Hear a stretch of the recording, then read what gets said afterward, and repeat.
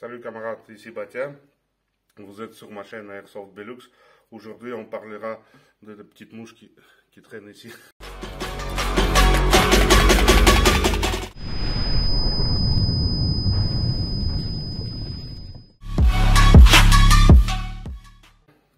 De ces deux PA.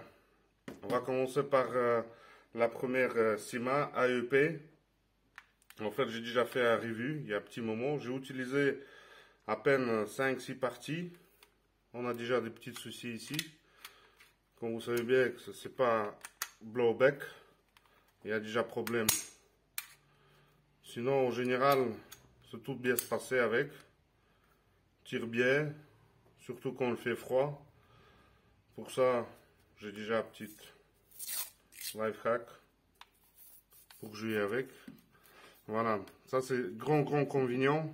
Le prix, je me rappelle plus, c'est environ 60-70 euros. Pour 5 parties, je trouve c'est un peu cher. Et là, j'espère que Syma un jour il va faire quelque chose. En fait, c'est la deuxième série déjà. Elle est avec un MOSFET. Je ne sais pas où se trouve le MOSFET. Ah voilà, il est là. Je crois que c'est bien celui-ci. Plus la batterie LiPo. Malheureusement, c'est difficile de vous conseiller ces produits. Malheureusement, sinon j'aime bien beaucoup. Ça tient plus du tout. Ça continue à tirer, ça marche. Voilà, semi, auto, semi, ça marche bien. La batterie, c'est pour voir deux parties faciles, même s'il fait froid. Comme vous voyez, ça ressemble bien à mon SRC Beretta M9. Green Gas CO2, chargeur CO2, Green Gas qui vient avec aussi. Alors après 6-7 mois, grand maximum 8 mois d'utilisation, mais j'utilise beaucoup l'IPA. Holster apparemment il était pas vraiment bien adapté à cette réplique, parce qu'ici on voit bien que ça c'est pas griffé, ça c'est bien griffé. J'ai tombé aussi sur les problèmes. C'est une réplique M92 je crois. En fait cette réplique c'est semi-auto avec blowback, ça kick bien comme il faut. Très bon sentiment, ça tire 20 à 25 mètres facile, vous pouvez viser un mec. Au Green Gas 300-320, dépend de la température extérieure. En CO2 ça monte jusqu'à 350 fps, 23 billes. Mais j'ai rencontré un problème que après quelques tirs ça commence à rafaler. Et cette réplique là elle n'est pas prévue de base. Voilà. Et par après. Alors, quand ces deux répliques m'ont presque abandonné, j'ai acheté WE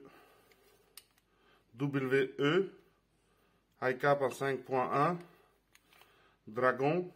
Quand je la cherchais sur internet, j'ai cherché une Dragon B avec option full auto. Je ne l'ai pas trouvé. J'ai trouvé la même avec, on va pas d'ici, bloc au pape Maple Leaf que j'ai acheté par après. Et c'est aussi Green Gas CO2. Ça c'est le chargeur CO2. J'ai encore Green Gas. Kick il est magnifique. Avec slide amovible à moitié.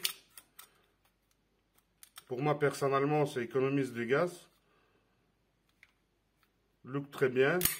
Avec un chargeur CO2, j'arrive à faire 3 pleins. C'est pas loin des 100 billes.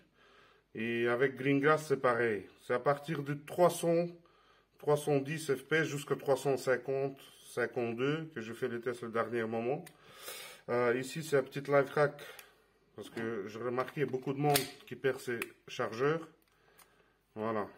Et ici, c'est pas possible de la perdre. Je la fais la même chose ici. Mais ici je mets juste un petit scotch aussi pour ne pas perdre.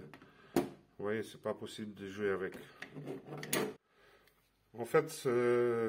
Cette PA, ça fait 2, maximum 3 mois que je l'utilise.